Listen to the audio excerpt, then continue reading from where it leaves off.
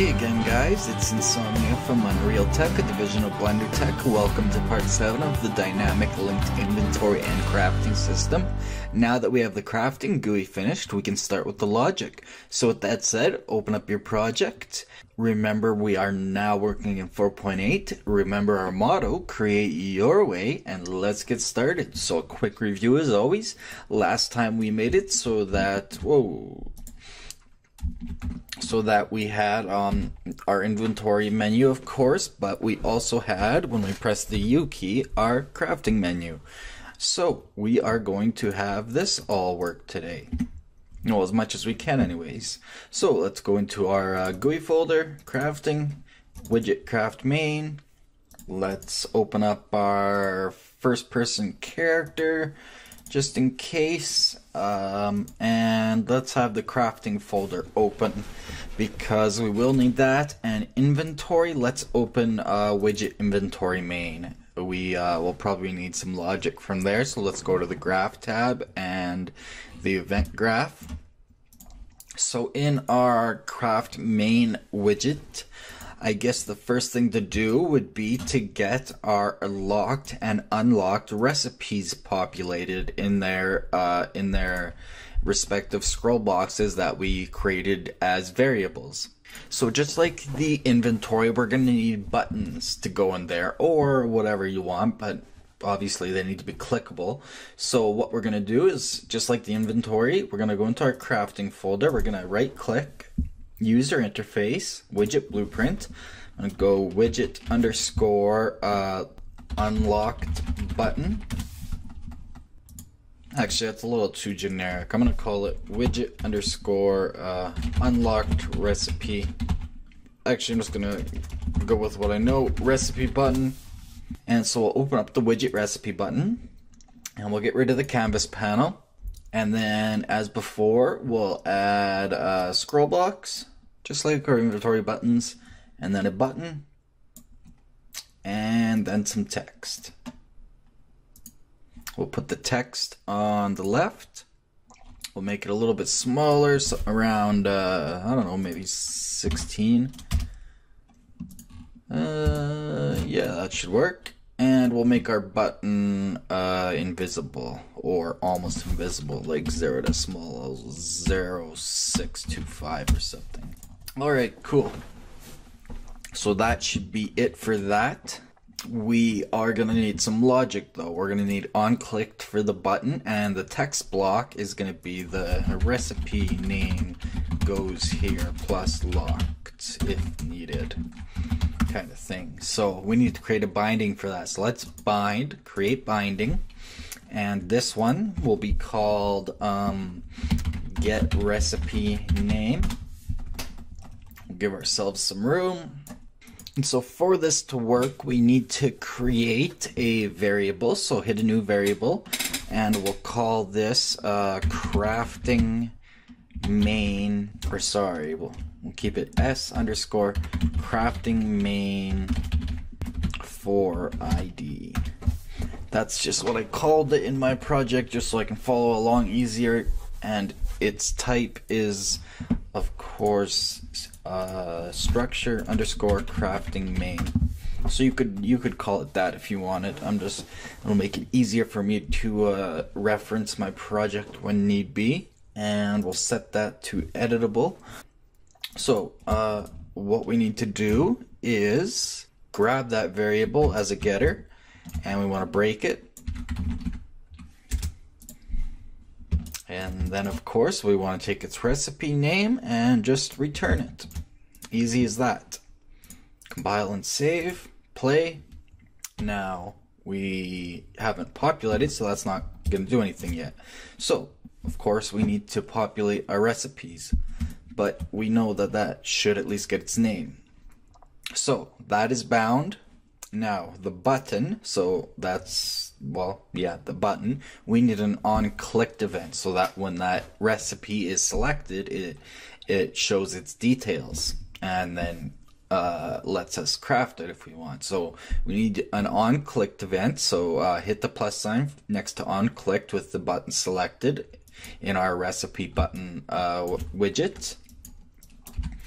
And so let's give that a better name. Let's just call it button recipe.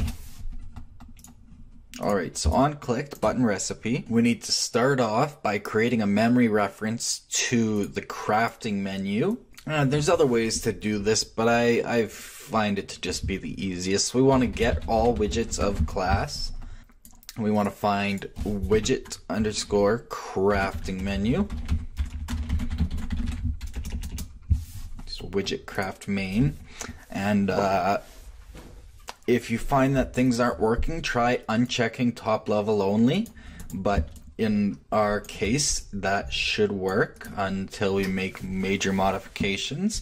Then we want to drag off the found widgets and do a get, and we want to get 0 because it'll be the only one. We only have one crafting menu, so that will work just fine in this instance. Then we want to take that and we want to cast it to itself, so cast to widget craft main. So we find the widget and then we cast it to itself, and that will obviously work.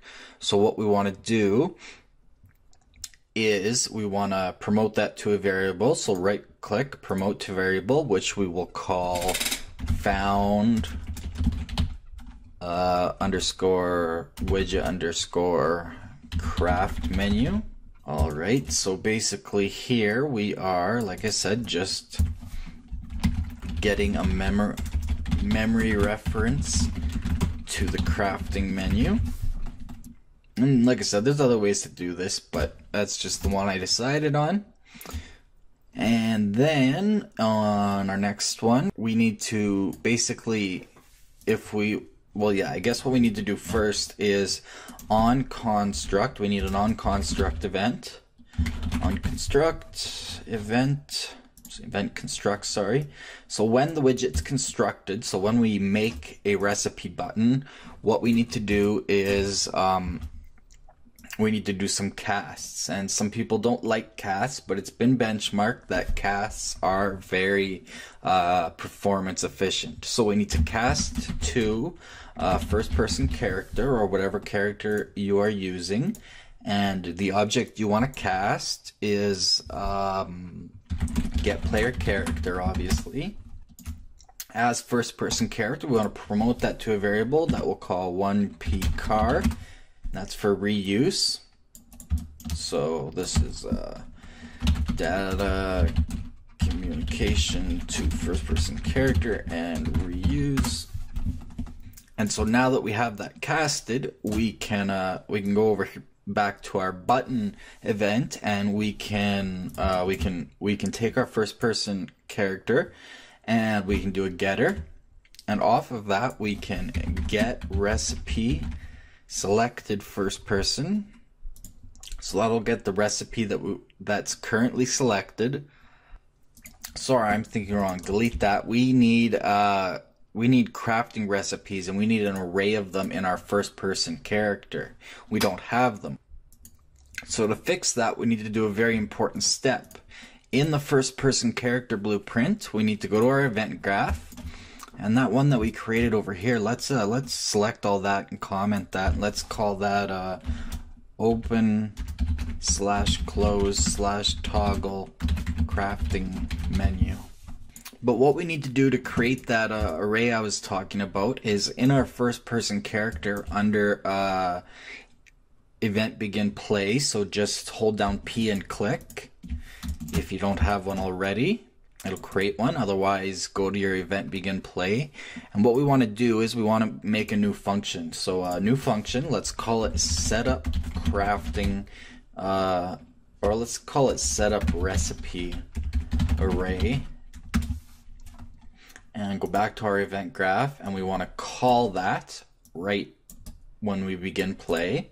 And so in that function, it's technically not a function, it's a void function. It doesn't return anything, it doesn't take any input. You could make it a macro, but basically what we need to do is we need to spawn an actor from class. I'm just going to grab that from the palette. And so what we're going to spawn is BP master crafting. So remember, that's the actor that holds all of the recipes. And so we do this because I was having to manually place this in the level before, but this way it just does it more dynamic, and that way we don't have to remember to place our master crafting blueprint in the level. So the class we have, and we can split the struct bin for the transform and just leave it the way it is. That's right at the center of the level. It won't display anything because it doesn't have a mesh. You can hide it if you want to. We want to spawn even if colliding, and that is fine just like that. So basically we can comment that, and so we're spawning a BP Mastercraft, so new recipes can be added dynamically. And then what we want to do is create no, we don't need a new variable, but we want to set recipe selected first person. So make a setter. And so right after we do that, we want to set our selected recipe to -1. Same thing as the inventory. That way it doesn't show, that way we don't have a recipe selected as soon as we open the widget. That way we just get null. So set to -1, so the GUI is empty. Null selected recipe.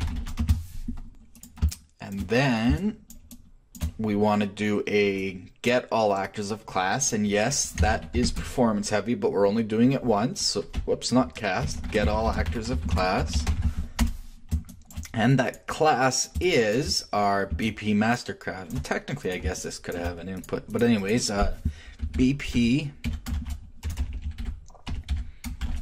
Mastercrafting, and we want to take the out actors, and we want to do a get. I want to get 0. Again, there should only be 1, so it'll work in this instance. And on that, we want to get the recipe classes. So get crafting recipe classes. So remember, that's that one array that we need to do manually every time we add a new recipe, because I haven't come up with a better solution yet. So we get that array, and then we do a for each, so drag off of that array, and then, or we can just hold down F and click, and we'll do a for each loop on that array right after that. And so it'll take every single recipe class, which are children blueprints of BP Mastercrafting, so they're extending BP Mastercrafting. Their parent is BP Mastercrafting, so every recipe is a child of BP Mastercrafting.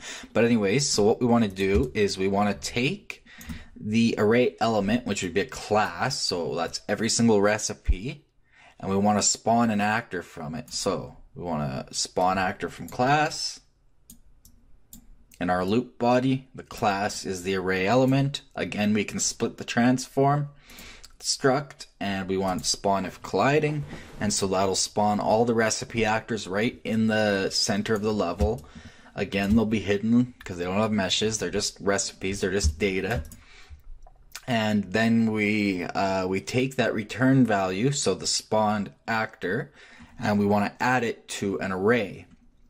So we haven't created that, so that's that array I'm talking about. So we want recipe actors in level first person,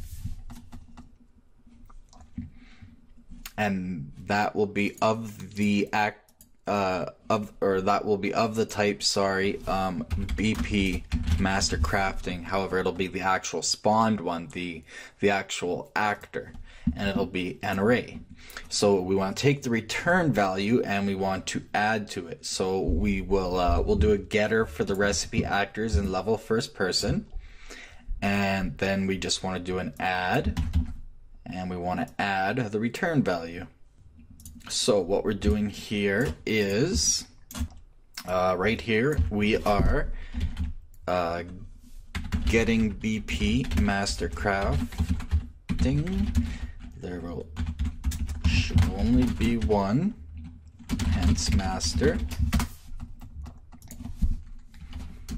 and then we get all of its children classes, which is the array or the class array var below. Good enough for now. And then the for each loop, basically right here what we're doing is we're spawning each recipe to a physical actor. That way we can actually get its data.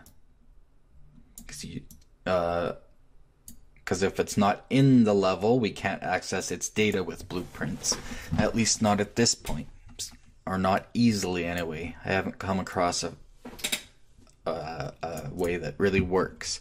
And so then this is our loop body here, and all we're doing is add each recipe into an array of BP master crafting actors. So that's our loop body. And once that is completed, we come down, we drag off the completed execution pin. So once we complete that for each loop, then we want to do another for each loop.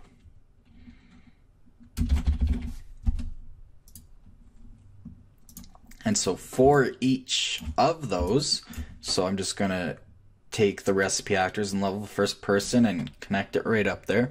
So then for each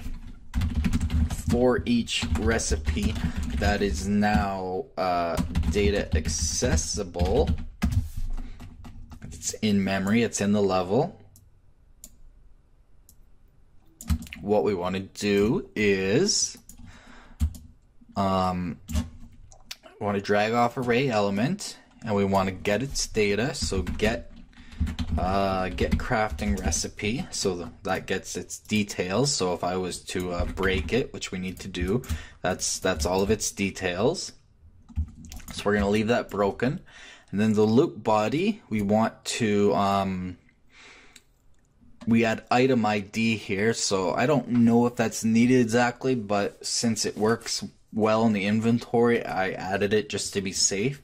So we actually need to create a new variable called crafting ID, or just crafting, or we'll just go recipe ID, and that will be float non-array. And so we want to set that to itself. So do a getter, same as before, plus 0.1. I don't know why it did 1, 0.1. So set it to itself plus 0.1 or 0.01. That way we can have billions if we wanted. And then what we want to do after we set it is we want to make an array of these here. So we need a new variable called crafting recipes, first person again, just so I don't get confused. And their data type is structure crafting main. I know it's a little bit confusing probably. It's just what I came up with, and that will be an array. So we're gonna make an array. So same as up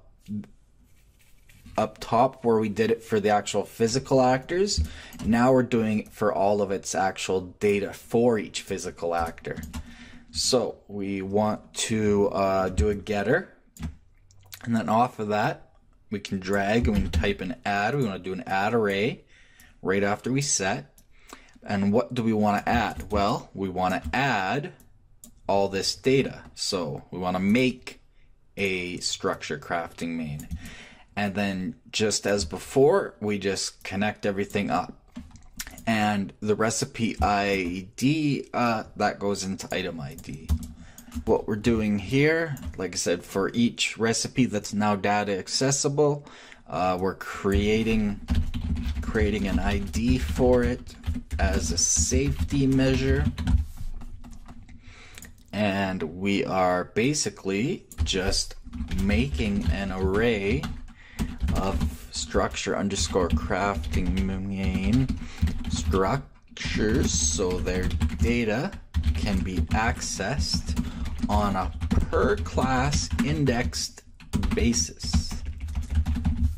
Kind of technical, but it works. Alright, and so we need to leave ourselves a big fat red comment box here again. Color the bubble, pure red. Being that if we add any new items to S crafting main, we need to come into this function and connect the new pins. So just the same as the inventory, we need to do the same in here. If we add something, we need to come in here and connect the new pins so that it'll be accessible and usable. So yeah, basically what we're doing here is for every single recipe, we're spawning them into the level so that we can access them. Then we're accessing their data. Then we're taking their data and putting it into an array. And then it's indexed. Alright, so we should be able to just compile and save that now. So compile and save. Compile's fine, perfect. So now we can go back to the recipe button. We can drag off first person car and we can get recipe, crafting recipes first person. And then what we want to do is we want to find item. And what we want to find is this S crafting main for ID. So we find the recipe name here, the structure. We're finding it in that array, and then what we're doing is we're gonna set the selected recipe to it so that we can access its data. So off of here we drag, we go right off of here. Off of first person character, we need to set selected recipe first person. And the integer is the index. So we are finding the selected recipe from the array. And then you could put in, if you wanted, you could put in a debug string with its index. Well, you can always delete this later, but debug its index to make sure it's working. 0, 1, 2, 3, etc. Alrighty. Then after that, what we need to do is drag off of there, and we want to we'll get to that part in a later part because that starts to get kind of messy and complicated. So get recipe name. Now we can actually access it. Alright, so we should be able to compile and save, and we can go back to our craft main, and we'll go to the graph, and it is completely empty because it's brand new. So what we want to do is when we open up the crafting menu, we need to do a few things. So the first thing we need to do is we need to create a hidden inventory so that we can access inventory items without doing a bunch of rigmarole to access all the inventory items. For memory, I found this is just the easiest way. If you guys can think of a better way, then by all means, please let me know. So what we want to do is we want to create a widget, and the widget we want to create is an inventory, so widget inventory main, and off of that value we want to add to viewport, so that'll add it to the screen just for one frame, And then we want to take the same return value and set visibility. We want to set it to hidden. So it'll technically be there, that way we can access its data. And then, but it'll be hidden. And then I just like to take that and collapse it to a macro, which I call create hidden inventory. And that needs, if we go to, where are my details? Well, I'll just go into it. I need an output pin. So if we hit new, little trick I'll show you. If you go to execution, it sucks having new parameter or, you know, the shortest letters you can, but you can just do then, and it'll do an empty execution pin, just the same as execute. So I found that one out the other day. And then just set visibility goes to output so we can continue on. So after we create the hidden inventory, one thing I'm forgetting, go back into that macro. We do need another output. And that output is going to be a, I believe a, let's see, let me find out. Yeah, that's right. It'll be a user widget. So search for user, or just search for, yeah, user widget. So it'll be a user widget object reference, and we'll just call that imv or something. And then take the return value where we create the widget and connect it to there. And the reason for that is, if we close that again and go in here, what we want to do is 4.8 brought in a new node called event destruct. So when the widget is closed, it runs this. So what we want to do is remove from parent. So that's just kind of a safety check. And we want it to execute that way, not that way. So basically just when we close crafting menu, make sure the hidden inventory is removed from memory. It'll get garbage collected as soon as possible that way. Alright, so we create our hidden inventory. And then we need to do a cast to first person character so we can access our data. So cast to first person character. Get player character, the same as any regular other cast to your first person character. And then we'll promote it to a variable. First person car, pretty standard. Cast to first person car and promote to var for reuse. So that's for data transfer.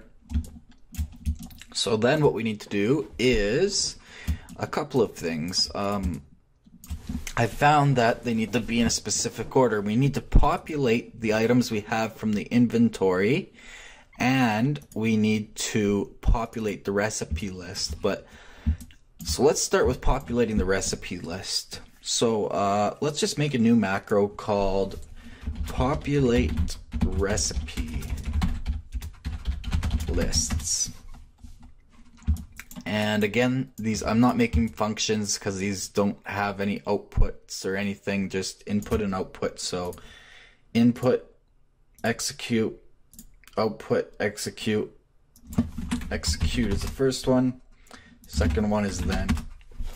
So we have an input and an output. We're going to drag this down there. So we're going to do a for each loop. So off of the first execute the input, we want to do a for each loop. And so the for each loop array is going to be, we're going to drag in a getter from the first person character, and we're going to get that array that we just created, the crafting recipes first person. So that's all the structures for every single recipe. So all the data for every single recipe. So for every single recipe, all of its data, what we want to do is we want to, in the loop body, we want to create a widget. And that widget is the recipe button. So widget recipe button. And we want to drag off the return value. And we want to set crafting main for ID. So we want to set that individual button's information. So all of its data, its name, how many items are required, its thumbnail, etc. We want to set that variable to the array element. So it's getting that data from that array we created and then setting it for the, or on the button, in the button, on the button, in the button, so that the button can access it. And so just connect those together. And then what we need to do is we need to decide for locked and unlocked. And by the way, completed can just go straight to output. And I like to just make little comments called macro end.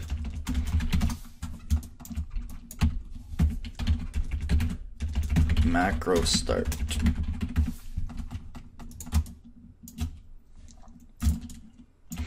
And so the first thing we want to do is only add unlocked recipes. So off of here we need a branch. Its condition is going to be, we're going to drag right off of right off of here and break that. And then we take is unlocked into the condition. And so if it is unlocked, true, then we just add child. And you'll need to uncheck context sensitive, I believe. We just want the panel add child, the same as we did for the inventory. And the content will be the widget, of course. So drag the content over to the return value for the widget. And the target will be scroll box unlocked. So this will be for our unlocked. So get to do a getter, and that's its target. There was another way. You can also come off of is unlocked, and you can do a select as its index, and then true can be scroll box unlocked. Sorry, or is unlocked. Sorry, yeah, true would be that, and false would be locked. And then you could take the return value and plug it into there. So that's another way to do it that I thought of, but I decided it's cleaner just to pick out the single little references there. So that is true. So now we'll just take those two. So add unlocked widget button for recipe or whatever. That's not very descriptive, but it works. Anyways, so then off of the false, we want to do the same thing. We want to add child. Its content is again going to be the widget. And the target is going to be, where are you? Scroll box locked. Yeah, I believe that's how I set it up. So add if recipe is locked, add to locked list. Let's see if that works in itself. I'm not totally sure. So what we need to do is right after we create the hidden inventory, cast the first person character, then we want to populate recipe lists. And I found that this needs to come after our next macro, but we'll try it. So compile, save, play, open up our inventory or our crafting, and there we go. Simple sword, simple shield. As you can see, its index is printing our little debug there, 0, 1, 2.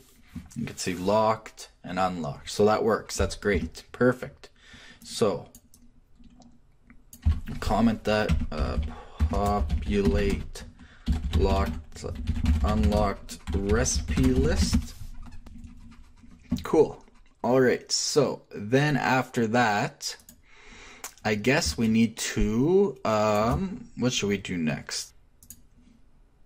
why don't we fill in some of the details before we go into required and have? They're easy, but it's kind of messy and cheating. So let's do some real logic. Let's get the hard stuff out of the way here real quick. So recipe name goes here. So we need to bind that. So bind, create binding, and we're gonna call this get recipe name. So to do that, it's pretty easy. We just do a getter on first person character, and then we'll be doing this quite often. We get crafting recipes first person, and we get the selected recipe first person. So that way when we press one of the recipe buttons, that sets the selected recipe, and that's how we get that's how we decide which one we're going to get out of the inventory. So I like to put those nice and close, and then we do a get from an array. Its index is, of course, the recipe structures, and then we break it. And you can just split it too if you want, but in this instance, I find breaking it ends up being cleaner. And then we just return the recipe name. And we can collapse that back down. Nice and clean. Let's compile and save and test. Hit U for inventory, select one. Simple sort, perfect. So now what we need to do is the preview one. So that is item name here, preview. So what we're going to do is we're going to bind it, and we're just going to select get recipe name. But what we're going to do is just cheat a little. Before I just made two functions that simply just added preview at the end. That's kind of ridiculous. So let's get rid of preview. So the item name will go there. Then let's add another text block. We're going to need a vertical box for that. So what we can do is we could fake it, or we could just simply go into the vertical box, add a horizontal box right in there. And it's going to be all the way down at the bottom, of course. So we'll bring it all the way up to the top. There we go. So take the item name and put that into the horizontal box, and then we'll add another text block to there. What size is that? 18, so we'll set that to 18, and we'll just go preview. We'll put a couple of spaces at the beginning, and we will take this one and maybe align it to the right to be safe. Yeah, something like that. And this one will align to the left to be safe. Perfect. Alright, so that should work. So compile, save, play. You pick a one. Yeah, that'll work for now. That's a lot easier than making a second. Well, not easier, but just better than having another function. Of course, you could create another function. Anyways, so same with item name goes here. That can have the same one. And item details goes here. We can create a binding for that. So bind, create binding. And this one, we'll select it and rename it. This will be get recipe details. And really we could copy and paste this almost directly from the inventory. But anyways, what I'm going to do is I'm going to go to get recipe name. I'm going to copy this right out, these nodes right here, and paste them in. And what we want is details. Compile that and go back to the designer, and then we need the thumbnail. So that would be the image. So the brush, bind, create binding, and so this is get item thumb for thumbnail. And remember that these take a slate referenced, a slate structure reference, slate brush structure, right? So we need to drag off that and make one. So make a slate brush. And if we expand it, then we get to choose an image. So we can paste in our details, and then we can take our item thumb and drag it into the image. And it's as simple as that. Collapse that. Perfect. Compile that.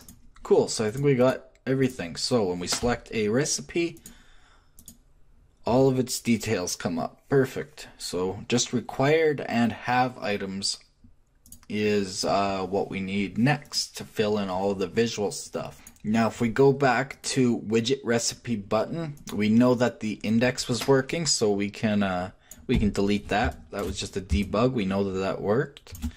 So yeah, I'm gonna call it a day there. We know that everything's working and communicating properly. So in the next video, we will make it so that we actually fill out the items we have, which will basically, well, it is. We're just gonna basically print out what we have in the inventory exactly the same way. There's a few little tricks you can do to make it a bit more efficient. And required items, that gets quite nested. And then the crafting button, that gets very nested. That's where I haven't found a perfect solution, but I've gotten it down about as good as I can. And yeah, so we'll see how far we can get into the actual crafting logic in the next episode. But for now, at the very least, we do have it so that we can pick up our items. We have our we have our inventory, of course, that works as it should, and we have our crafting menu. That when we select a recipe, it gives us our details. So that is easy and quick enough. So I am going to leave it off there. I think, like I said, in the next episode, we will we'll go ahead and we will continue on the actual logic, not the visual stuff. We'll get into the actual I don't know what you want to call it, the logic. So anyways, thanks again for watching from the team here at Unrealtek, division of BlenderTek.com. If you enjoyed this video and learned something, please like it, and don't forget to subscribe for more videos. We're on social media on the links on your screen. If you dislike this video for some reason, please tell us why so we can continually improve based on your community input. We also take requests, so we will see you next time. And remember, create your way.